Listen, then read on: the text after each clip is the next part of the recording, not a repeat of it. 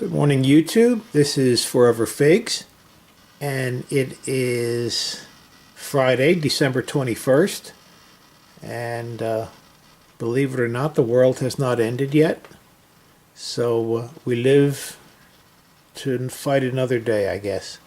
Just wanted to show you my office here. This is where I do a lot of my cutting work on my fig trees and my sphagnum moss bagging, and these are my little seedlings that have already rooted. They don't have any leaves on them yet, but pretty soon that's going to happen.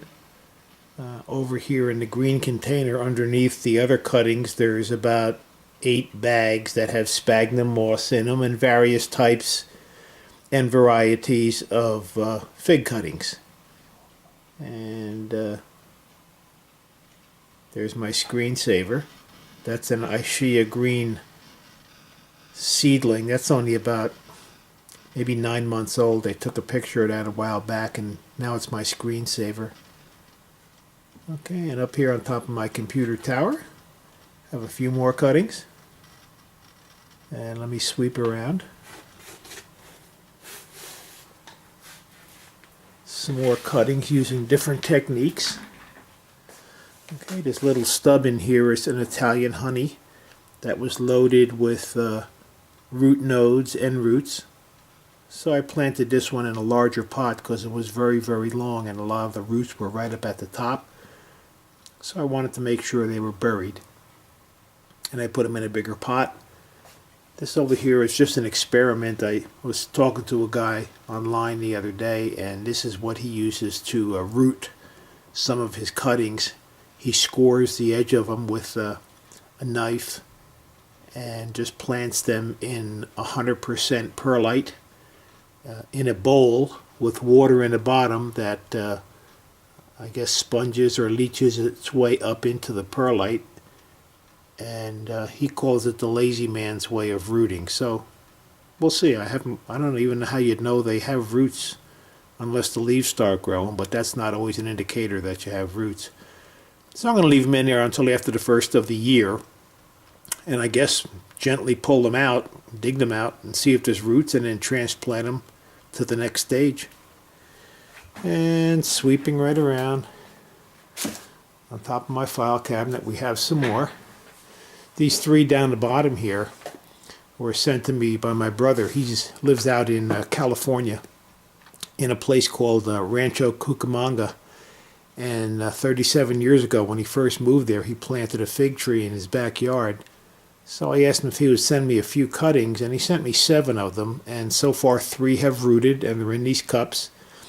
We're not sure of the variety. He seems to think it might be a Stella, but we don't really know.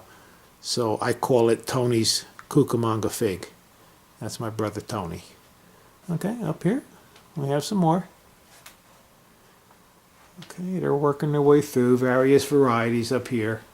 Violette de Bordeaux, Chicago Hardy, Celeste, and a few others.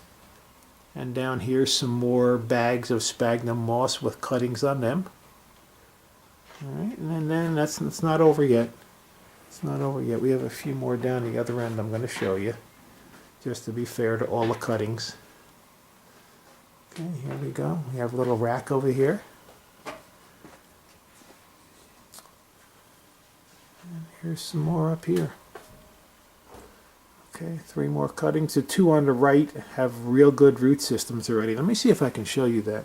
Let me pick one up and see if I can do this without destroying it. It looks like nothing's happening here, but if you look at the bottom, I don't know if the camera's picking this up or not. There's some pretty good roots growing right there. And this is the reason that we put our cuttings in clear pots, because if you didn't, you wouldn't know anything was happening. You'd see these sticks that look like they're dead. I think this one has some roots too. Yes, it does, but not as many as the other one. But it does have roots, and that's a sign that there's life taking place and this little tree is establishing itself.